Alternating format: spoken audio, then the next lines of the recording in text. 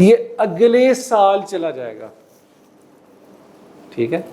अच्छा, मजे की बात, अगले साल अगर ए बी प्राइवेट लिमिटेड के जो शेयर थे, हो सकता है मेरे पास 10,000 शेयर थे तो मैंने अभी सिर्फ 5,000 बेचे हो, तो भाई 5,000 और रह गए, तो अगले साल ए बी के जो 5,000 थे मैंने वो भी बेच दिए,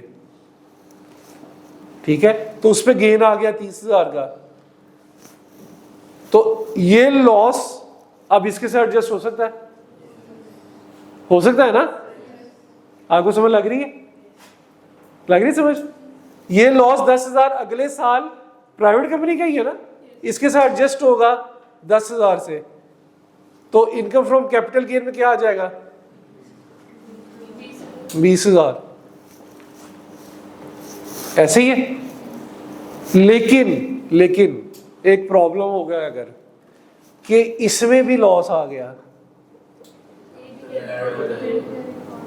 है, अगर इसमें भी लॉस आ गया फिर क्या करेंगे? 20 का लॉस आ जाएगा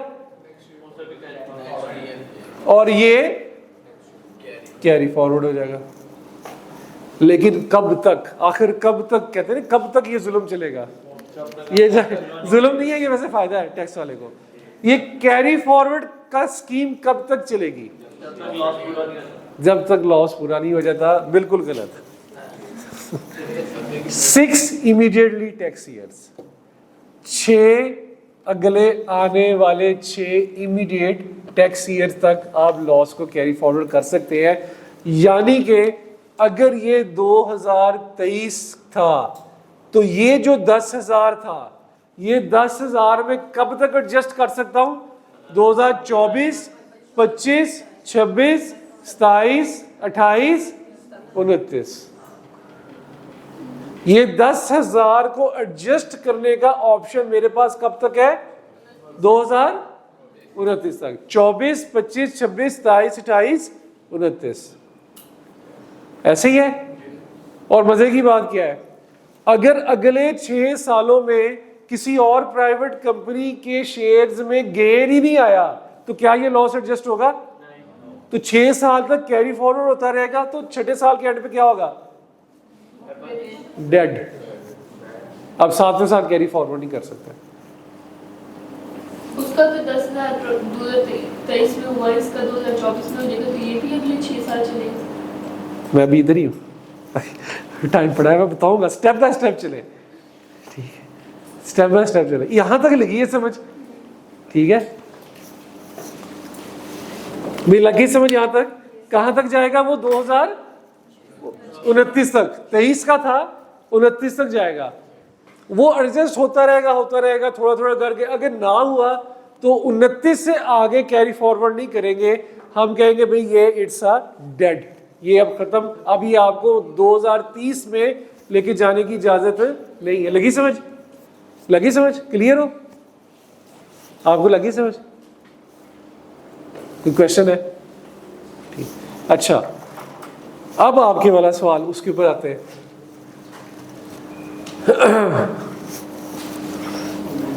2023 था, ये 2024 था, ठीक है।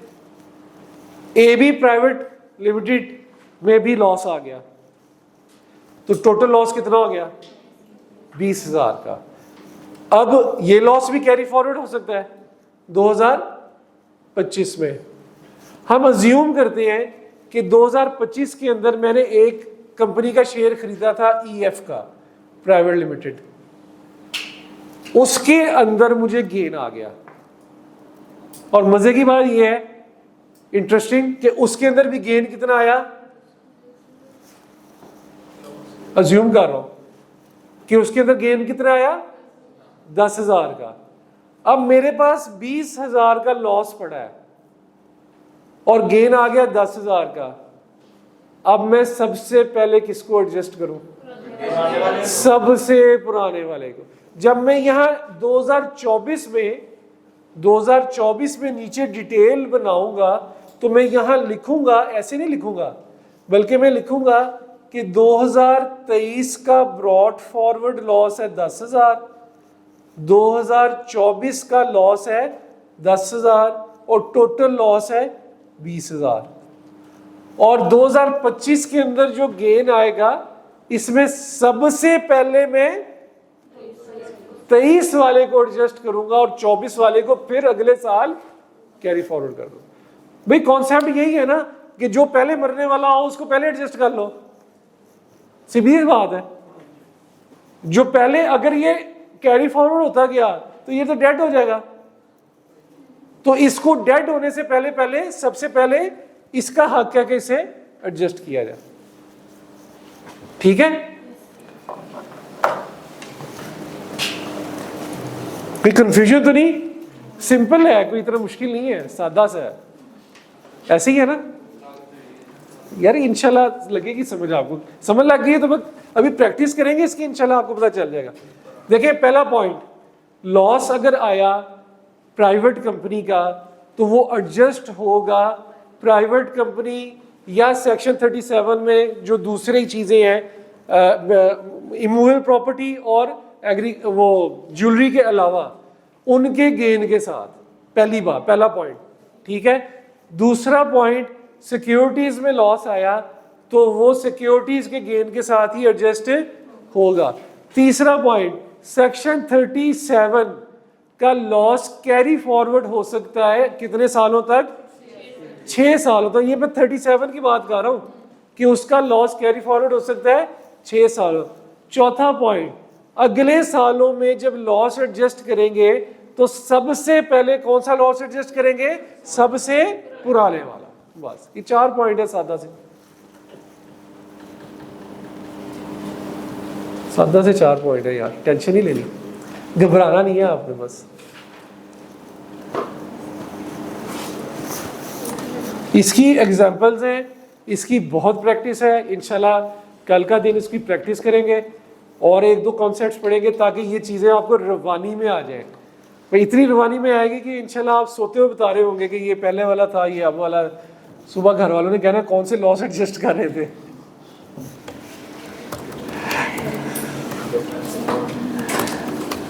यानी कि कल आना पड़ेगा। बस ये तो आपकी मर्जी है, मेरी तरफ से तो ऑप्शन पूरी है, ना आए बेशक। आप आ जाएंगे? मैंने तो आना ही आना, मैंने तो कोर्स आपका पूरा कराना है। अच्छा आगे चलते हैं। ये ट्रीटमेंट ऑफ कैपिटल लॉसेस है, ये चारों पॉइंट इसके अंदर लिखे हुए हैं, सारे पॉइंट्स, ठीक है। ये सारी बातें इसके अंदर लिखी हुई हैं।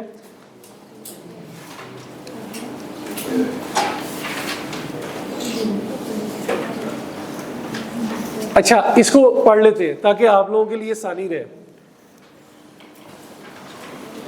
पहली 2 लाइनें छोड़ के अगली लाइन पे, a capital loss sustained by a person during a tax year shall not be set off against income of same person against under any other head of income। यानी कि हमसायों के साथ उसको नहीं कर सकते। वैसे कैपिटल का लॉस है, इनकम फ्रॉम कैपिटल गेन का लॉस है, तो वो किसी और हेड ऑफ इनकम के साथ एडजस्ट नहीं होगा। इसको अंडरलाइन करके लिख लें बेशक साइड पे कि इसका मतलब ये है कि हमसायों के साथ एडजस्ट नहीं करना। अगला point, the amount of the capital loss which cannot be set off shall be carried forward up to 6 tax year immediately succeeding the tax year for which the loss was first। immediately का क्या मतलब है? फौरन बाद वाला। ऐसा नहीं है कि 23 वाले को आप 2, 3, 4, 6 सालों के बाद करना स्टार्ट कर दें, नहीं, इमीडिएटली। अगले में लॉस है तो ठीक है, गेन है तो ठीक है, नहीं तो उससे इमीडिएटली, ठीक है। In the subsequent year, this loss can only be set off against the capital gain for that year। Subsequent का क्या मतलब होता है? आने वाले सालों में। आने वाले सालों में इसको सिर्फ उसी की कैपिटल गेन के साथ एडजस्ट किया जा सकता है, यानी कि सिक्योरिटीज के साथ एडजस्ट नहीं किया जा सकता। Where a person has a loss carry forward for more than 1 tax year, the loss of earliest tax year पढ़े आगे shall be, यानी कि पहले जो होगा लॉस उसको सबसे पहले एडजस्ट किया जाएगा। तो ये इसमें 4-5 पॉइंट्स थे लॉस में सेक्शन 37 के, ठीक है। उसको निकाल के इमूवेबल और ज्वेलरी वाले जो 14 थे उनको निकाल के ये ट्रीटमेंट है, ठीक है। ये मैं बार बार इसलिए बताता हूँ कि उनको निकाल के, कल भी जो मैंने ट्रीटमेंट बताई थी उसमें इमूवेबल को अलहदा कर दिया था मैंने। अब आए नीचे इमूवेबल प्रॉपर्टी के ऊपर, capital gain on immovable property. ये बड़ा ही कोई आसान है।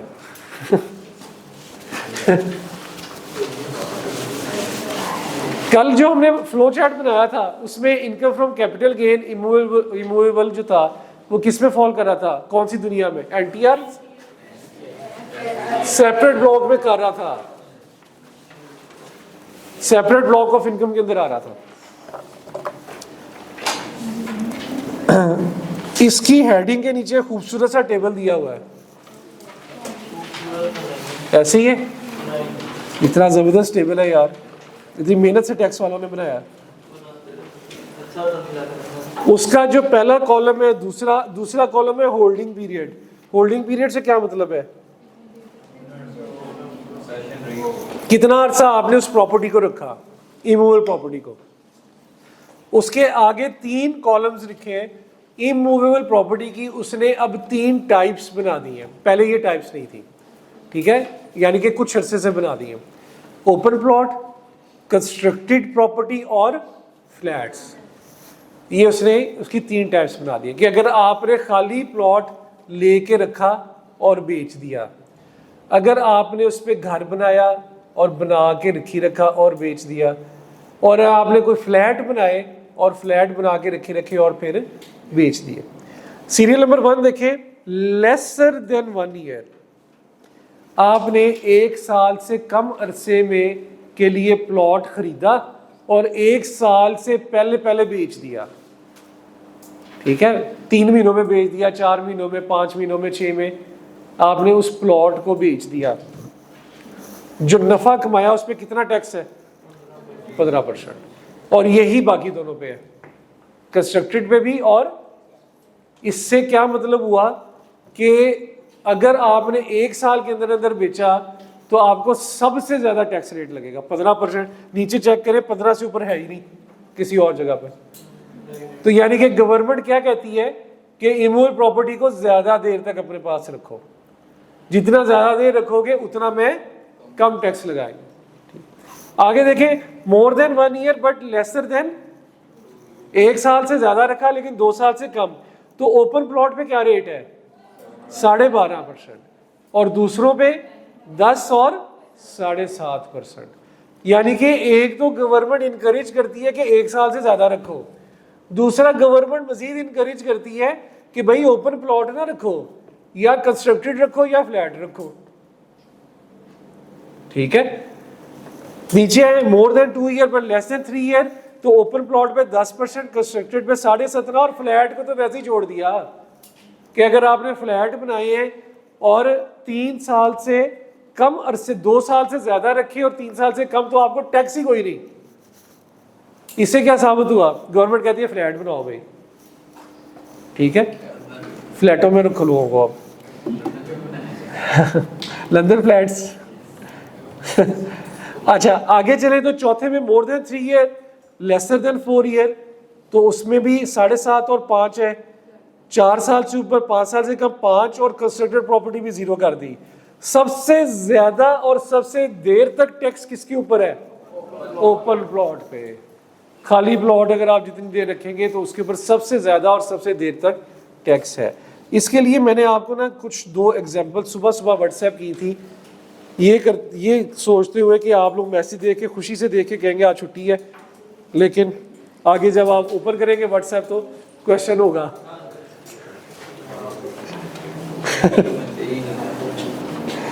ठीक है, तो इसको पढ़ते हैं, पहले मिस्टर वाई वाले को पढ़ते हैं। अच्छा, अब सेपरेट ब्लॉक में तो हमने यही पढ़ा था ना कि उसके टैक्स रेट्स अलहदा होते हैं। तो ये देखिए इसका सेपरेट ब्लॉक के अलहदा से टैक्स रेट्स आ गए, और ये पेपर में गिवन हो गए। हाँ गिवन हो गए, याद नहीं करने आपने, टेंशन नहीं लेनी, ठीक है। और बहुत कुछ है याद करने को, तो ये नहीं याद करने आपने। जिस तरह वो टेबल 1 और 2 दिया होगा वैसे ही ये भी दिया होगा, ठीक है। अच्छा ये क्वेश्चन देखते हैं और देखते हैं कि आपसे हल होता है कि नहीं होता।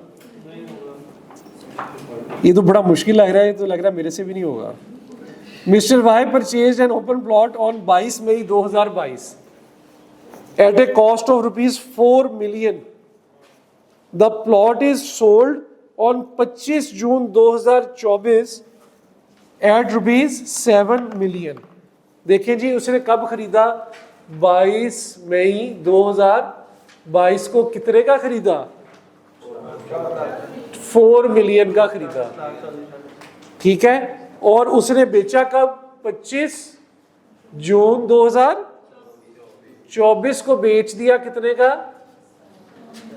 7 million का। ये तो कहानी थी प्लॉट की, ठीक है।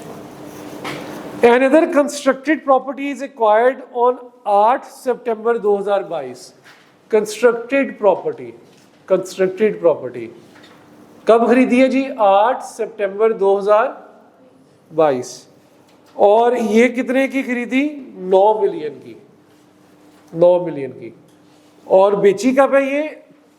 25 जून 2024, तकरीबन बेची उसने एक टाइम पे ही है। और कितने की बेची? 14 मिलियन की। वावा कमाया है। Assuming that the both party properties were acquired and sold as per value notified by the board। वो कह रहा है कि जो प्रॉपर्टियां खरीदी और बेची थी वो उस वैल्यू पे थी जो बोर्ड ने नोटिफाई की थी, यानी कि वैल्यू के ऊपर हमें कोई डाउट नहीं है। The capital gain and tax thereon is calculated as under वाला मैंने शायद काट दिया है, वो आप लोगों ने नहीं तो सोल्यूशन देख के बता देना था मुझे। बताएं क्या करना है इसका? हमने tax year obviously tax year कौन सी की वर्किंग मांगी होगी उसने? टैक्स ईयर 2024 की। बताएं क्या ट्रीटमेंट करेंगे? बताएं जी। हमने प्लॉट खरीदा 22 मई को और बेचा 25 जून को, ये कितना अरसा बन गया? 22 मई 2022, 22 मई 2023 1 साल, 22 मई 2024 2 साल, और 2 साल से ऊपर और 3 साल से कम। तो प्लॉट में देखें 2 year above and less than 10% है। तो गेन कितना था मेरा? 3 मिलियन का। 3 मिलियन का मेरा गेन आ गया। और इस पे रेट क्या लगेगा टैक्स का? 10%। प्लॉट के अंदर जाके देखेंगे, ठीक है। कंस्ट्रक्टेड प्रॉपर्टी 8 सितंबर 2022 को खरीदी, 25 जून को बेची। तो 8 सितंबर 22, 9 सितंबर 22 1 साल, और 9 सितंबर 23 2 साल, सॉरी 23 1 साल, और 9 सितंबर 24 2 साल। तो 1 साल से ज्यादा और 2 साल से कम है। तो ये कौन सा लगेगा जी कंस्ट्रक्टेड में? 6000 का प्रॉफिट और टैक्स कितना?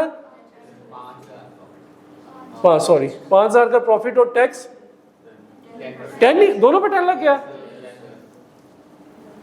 10% टैक्स आ गया, ठीक है।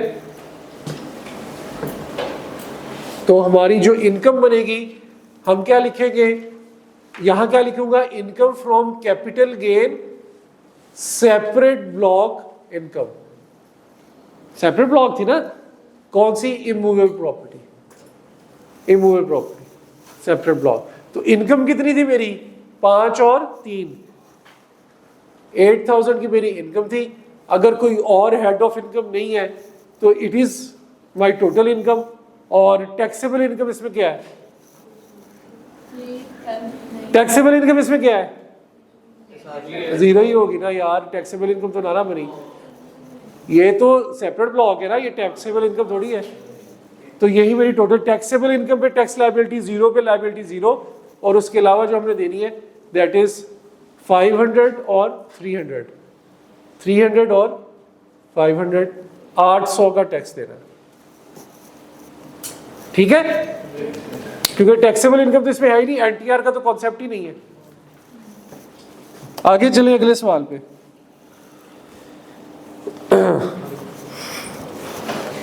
एक्सरसाइज अगली। Mister B purchased an open plot on 22 September 2023 which cost him 2 million. The plot was sold on 25 मार्च 2024. अच्छा, इसको हम कहते हैं 22 सितंबर 2023. 22 सितंबर 2023. और कितने का खरीदा उसने? 2 मिलियन का. 2 मिलियन का.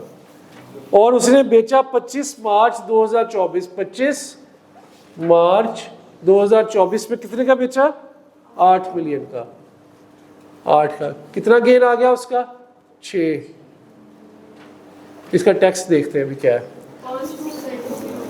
अच्छा, ये कितना बन गया? 22 सितंबर से 25 मार्च 23 सितंबर 2024. ये तो एक साल से भी कम अरसा बना है ना. तो इस पे टैक्स कितना पड़ेगा? 15%, क्योंकि ये है ओपन प्लॉट. ठीक है, आगे चलते हैं. Another constructed property was acquired on 5 सितंबर 2023.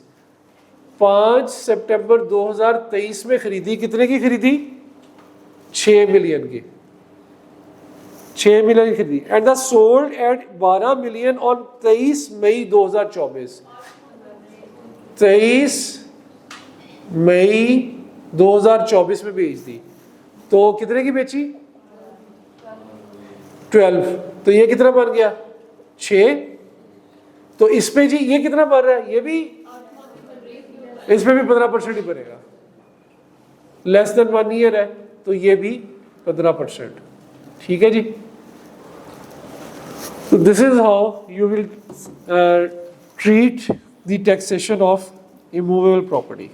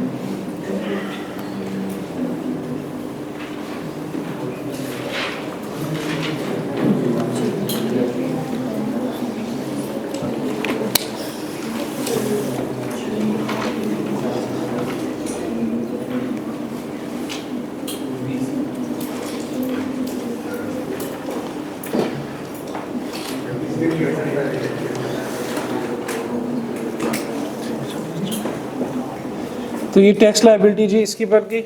और टैक्स लायबिलिटी उसकी 15% बनी और उसकी 10% बनी. इसमें एक छोटा सा ग्लिच सा है, वो मैं आपको भी नहीं बताऊंगा. बताया तो सारा कुछ कंफ्यूज हो जाएगा.